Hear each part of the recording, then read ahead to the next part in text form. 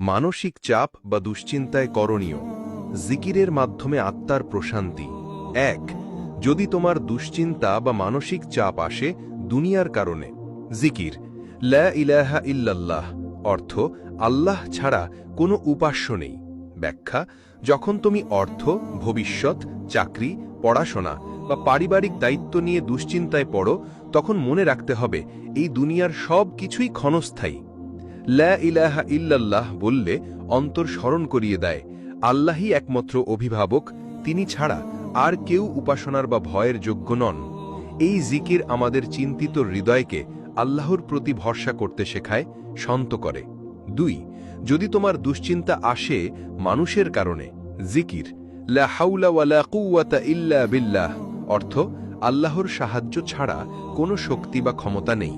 ব্যাখ্যা: অনেক সময় মানুষের কথাবার্তা, অপমান, অন্যায় আচরণ বা সম্পর্কের টানাপোড়ন আমাদের মানসিক চাপের কারণ হয়। এই জিকির আমাদের শেখায় যে মানুষ কিছুই করতে পারে না যতক্ষণ না আল্লাহ চান। তাই মানুষের ভয় না করে আল্লাহর ওপর পূর্ণ আস্থা রাখা উচিত।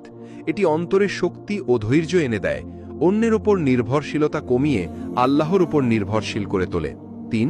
যদি তোমার দুশ্চিন্তা আসে নিজের ভুল, পাপ বা খারাপ অভ্যাস থেকে, জিকির আস্তাগফিরুল্লাহ অর্থ আমি আল্লাহর কাছে ক্ষমা চাই।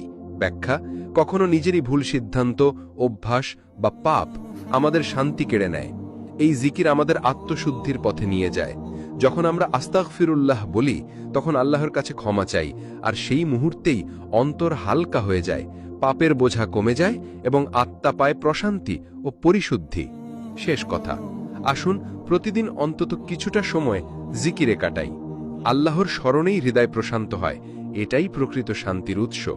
আল্লাহ আমাদের সকল দুশ্চিন্তা, অস্থিরতা ও মানসিক ভার মুক্তি দান করুন। আমিন ইয়া রব্বাল আলামিন।